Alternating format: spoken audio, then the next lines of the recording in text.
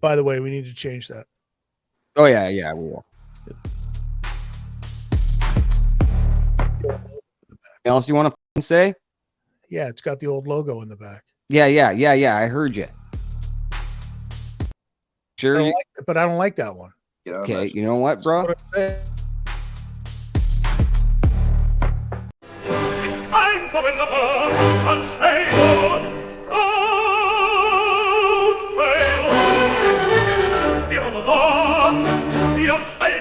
roundtable. The unstable roundtable.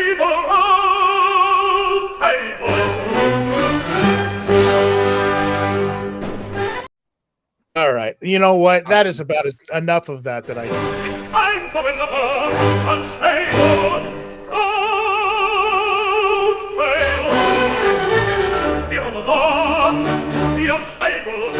roundtable. The unstable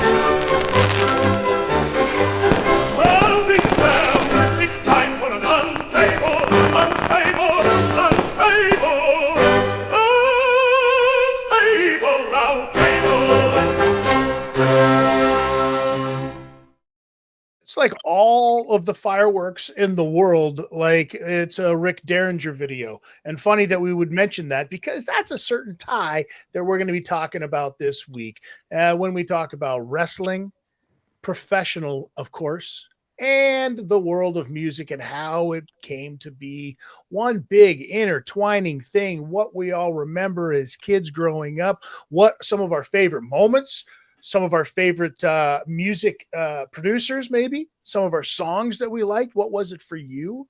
But before we get to all of that, I do want to, of course, introduce to you the three other legs to this completely unstable round table, if you were. And I'm going to go around the table here, if you will. We'll start up on the right. And everybody's going to introduce themselves like it's one of those meetings that you get in the basement of a church that gives out free coffee and maybe a cookie or an orange or whatever. And you get up and you tell a little bit about yourself. Let's start with you, LBW. Hi, my name is Brady Wedham. I am 40 years old and I'm an alcoholic. A recent new alcoholic, but I'm an alcoholic. I'm so glad that you've finally come over to the dark side. And below him, Bobby B.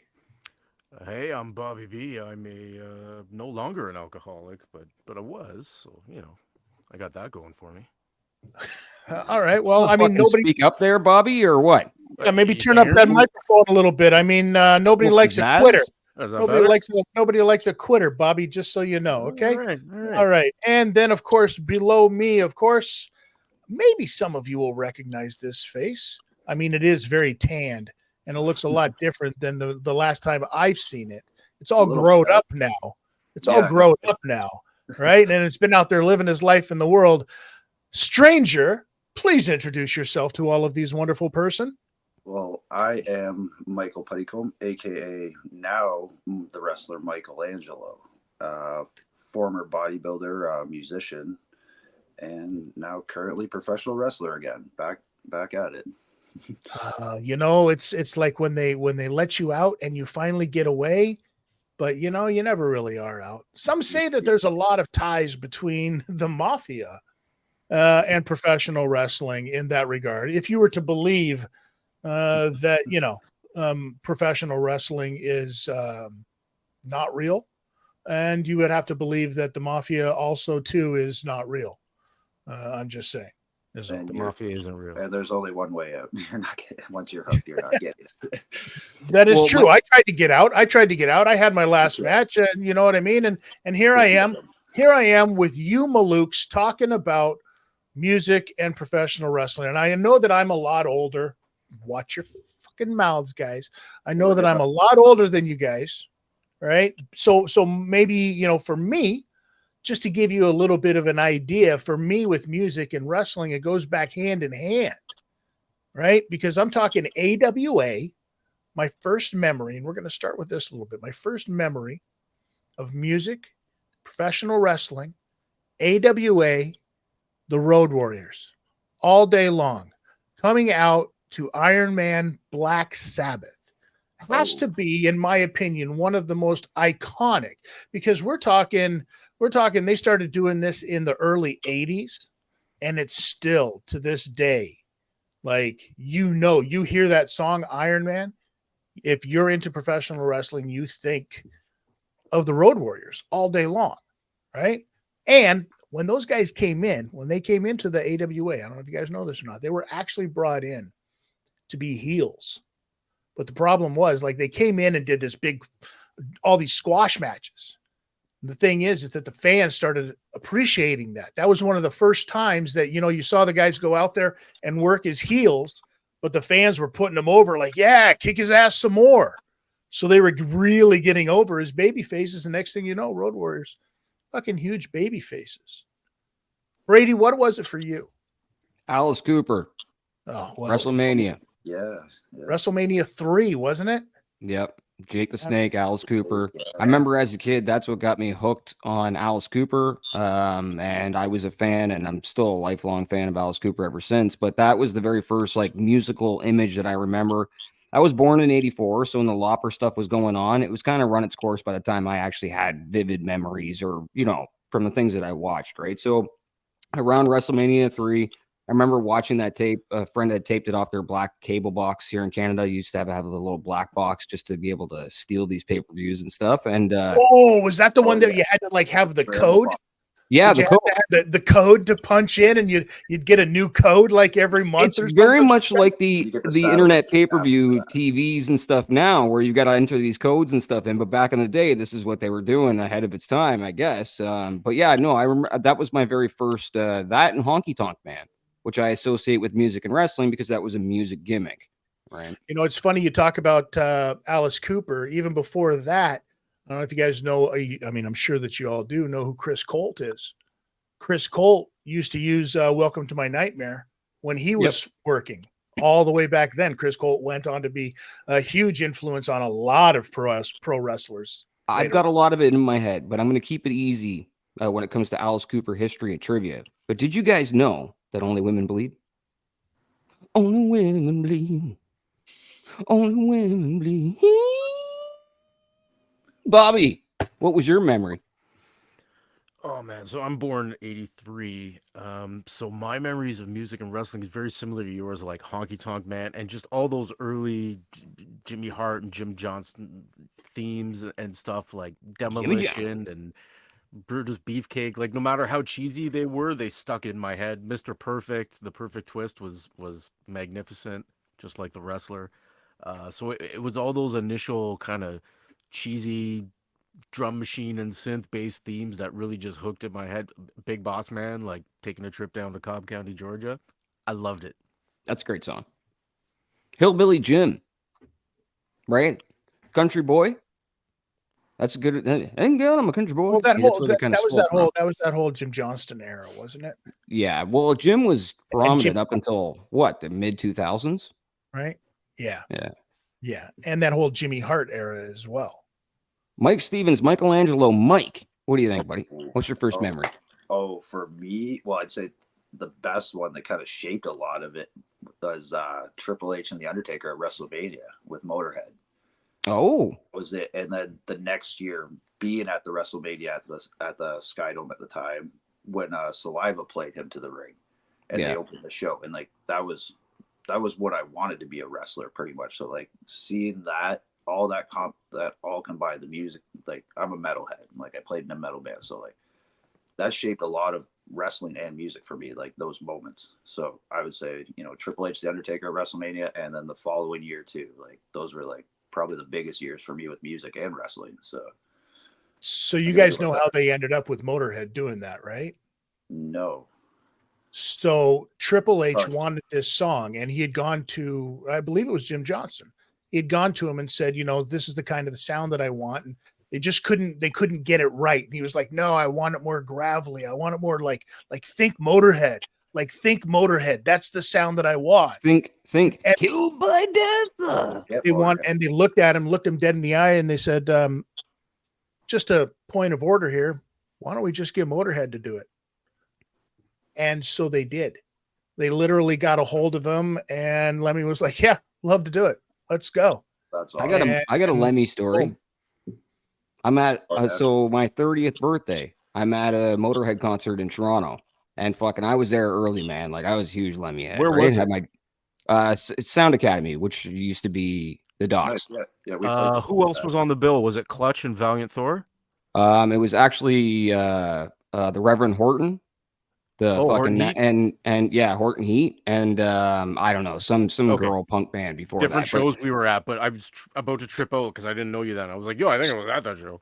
But I'm at that show and I'm there early, so I'm like, fuck it, I'm going right to the speakers, which is the worst thing you can do at Motorhead with no earplugs or. But I was like, fuck it, if I'm gonna blow my ears, I'm gonna do it on my 30th birthday, right? So I'm at the front of the stage, fucking all night, everything's good. My ears are already blown out from Reverend Horton Who, right? All that fucking like hillbilly shit.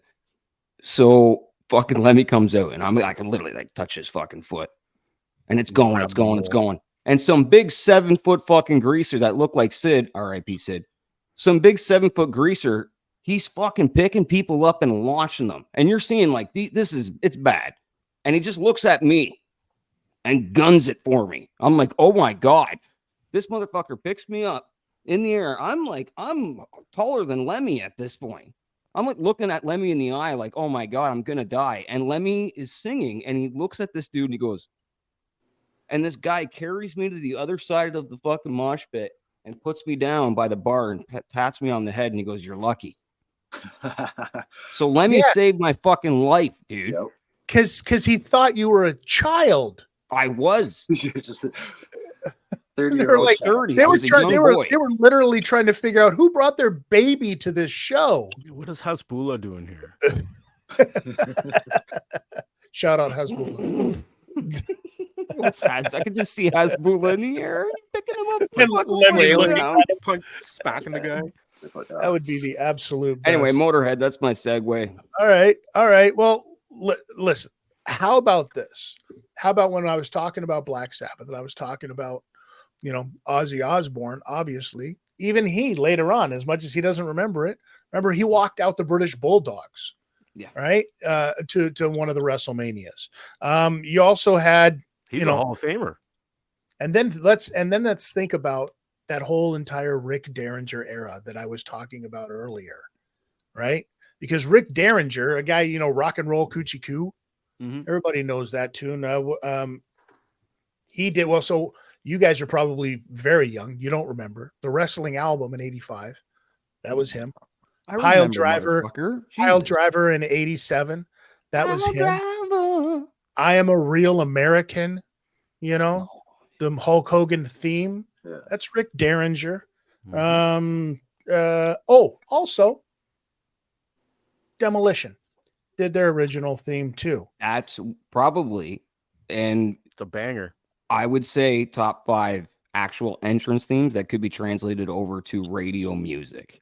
That fucking Demolition. Here comes that wasn't already. Yeah, that wasn't already radio music because that was a thing too, right? It was Anvil. There was that. That's what it was. It was a ripoff of Anvil, metal on metal. It's literally the same riff and everything. It's dun, dun, metal on metal. How does that go? Metal on metal. It's I love dedication, man. It's dedication. Anybody who's seen that documentary knows exactly what the fuck I mean. Yeah.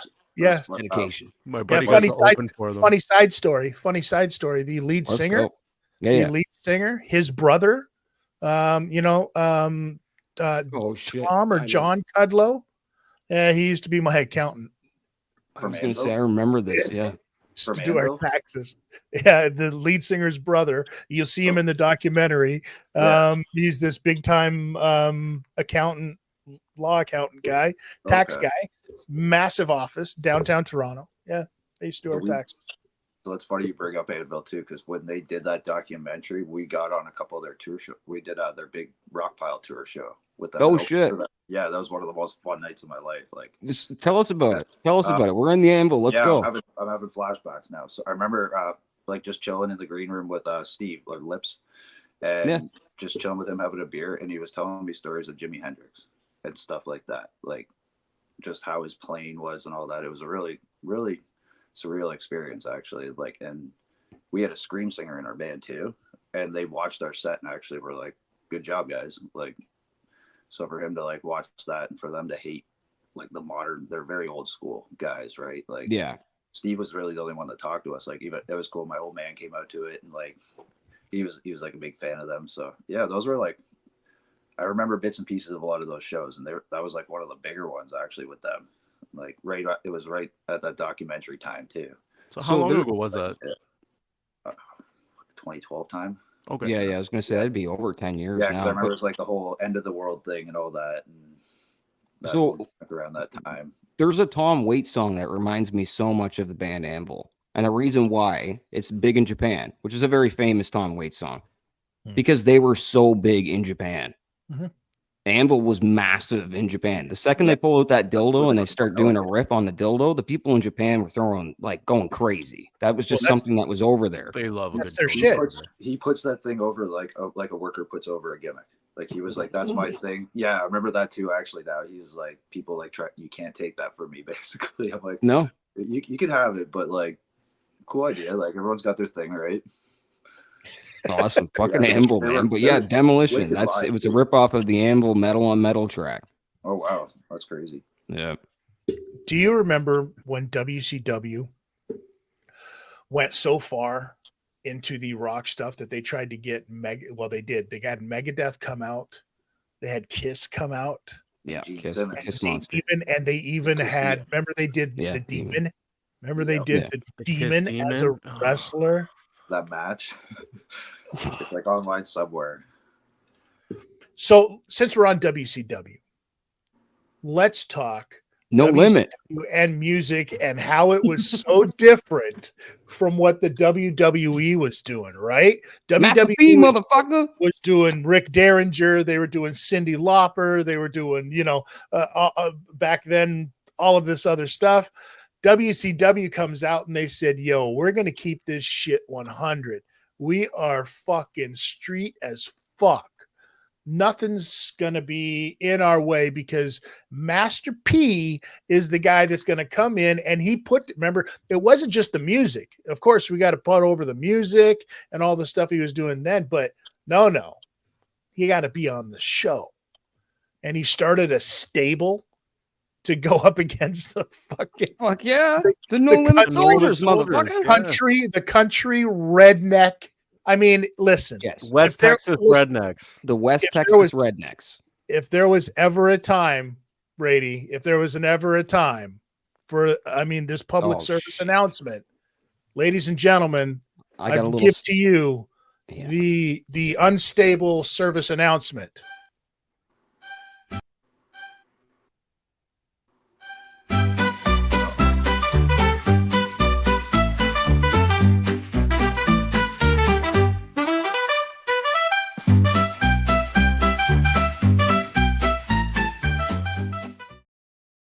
That's right, ladies and gentlemen. And we're back.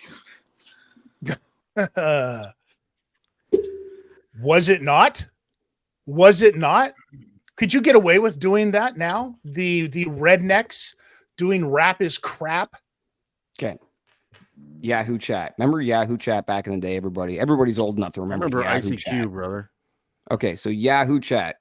You go to Yahoo, there'd be a little chat section. This is way before the ICQs and personal messengers and all this stuff. So you'd go in, and they at one point, they had a microphone option where you could just click the microphone down and just take over the fucking entire chat room. Oh, no. So there was like prank phone calls and all this stuff. What I used to do is I would go into these dating fucking rooms, these old hags and these old fucking cougars. And I was like 14, 15. And I convinced them that I was a country singer from Canada. And I would play Rap is Crap. I would literally fucking play the West Texas Redneck song and get all these fucking old cougars raring to go, greased up off of a fucking Kurt Hennig and Barry Windham song from WCW. It was the greatest time of my life. I miss those days. Please let me back in my room with my fucking IBM ThinkPad typing away. Being a Wow. degenerate. Fun time. Remember Master P had even some of his posse dudes. What was the name of that gigantic like tank of a human being that he had in there with him? Remember, he was just he made like Stevie Ray? Mark Henry. No, he made Mark Henry look svelte. I don't know. I don't know who Remember, that he had was. some So there was massive. Master P, BA, Chase, Conan, Well, Rey Conan, Mysterio Jr., Swole, and 4x4. Swear this could be like Retribution when they 4x4. Sounds Wow. like T-Bar. T-bar and 4x4. I see a whole new thing right there, right? All right.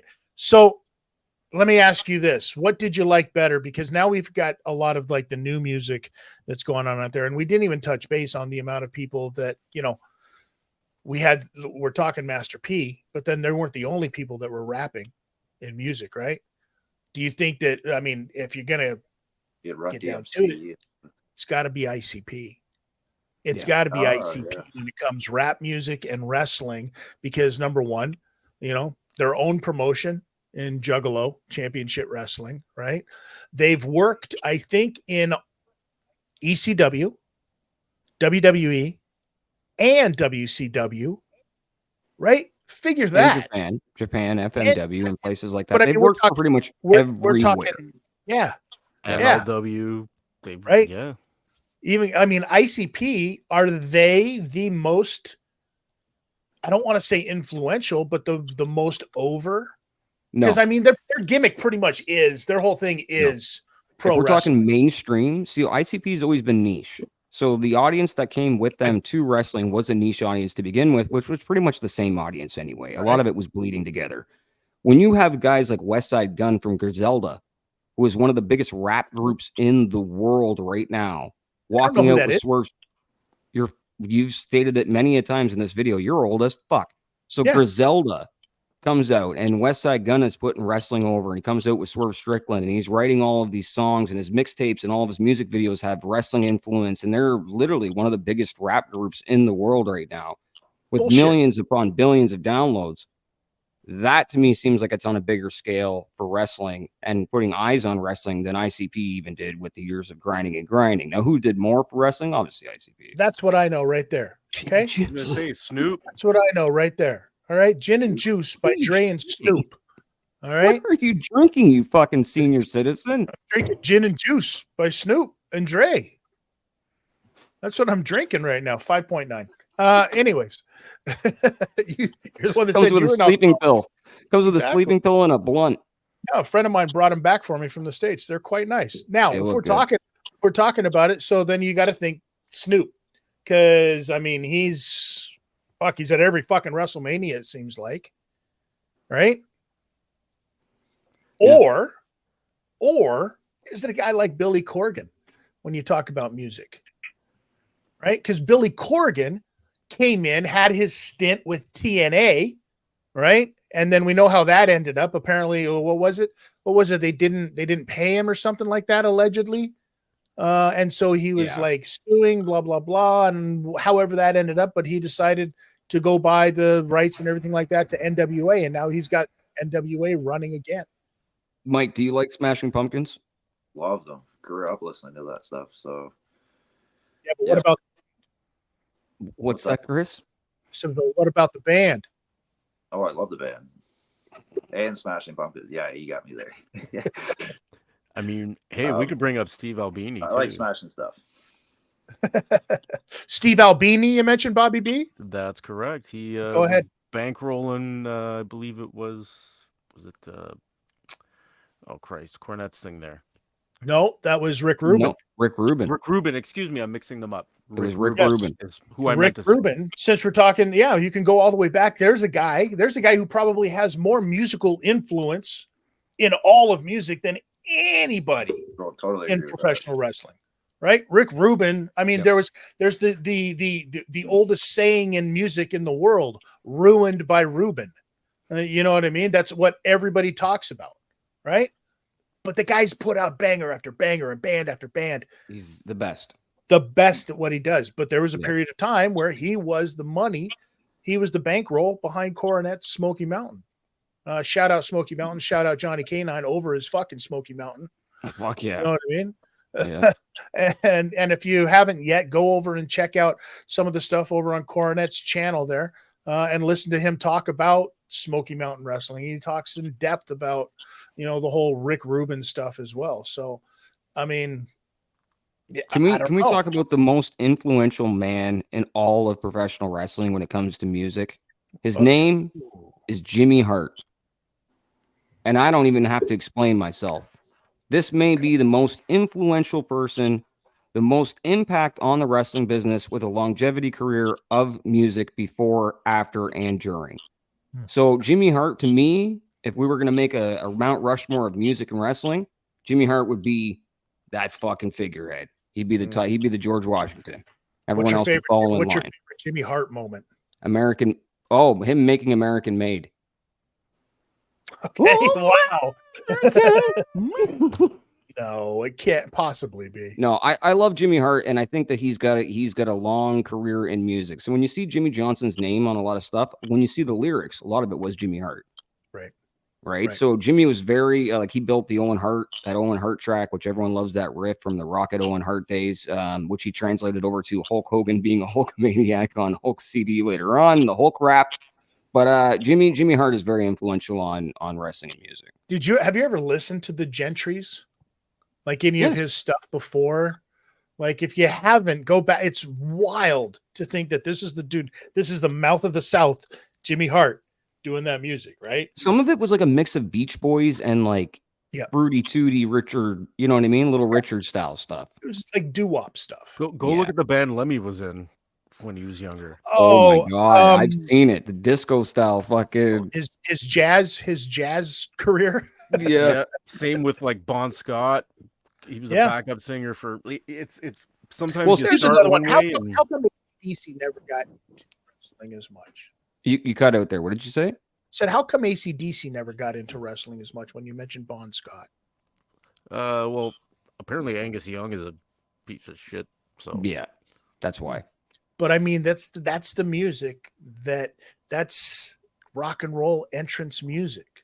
So right? I think the WWE worked with them once for Highway to Hell for SummerSlam when they did their like Highway to Hell themed SummerSlam. And I'm pretty sure that's the only time that they ever worked with them. That must have been outrageous for them to pay that bill. But that was at the peak of the Attitude Era. And Who in your opinion? Go ahead. Go. All right. From a musical perspective, AC/DC, not exactly the most complicated stuff. So if I were to go to a person who makes music and say, hey, could you make me something in the style of AC/DC? It's not that difficult, and especially since they made the same record for like 35 years. So I think that's probably, it's like, why would I pay to have actual AC/DC? I'll just copy it, make my own.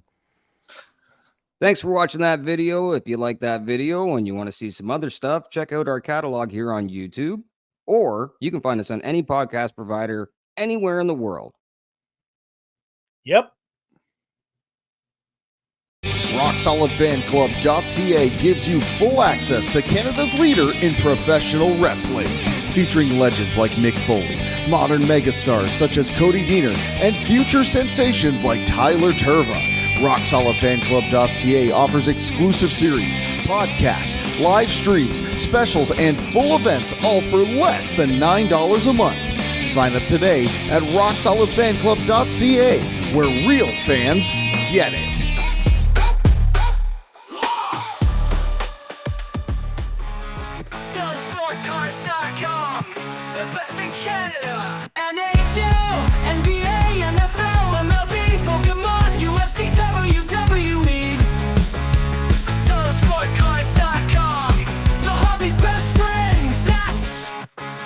Sportcards.com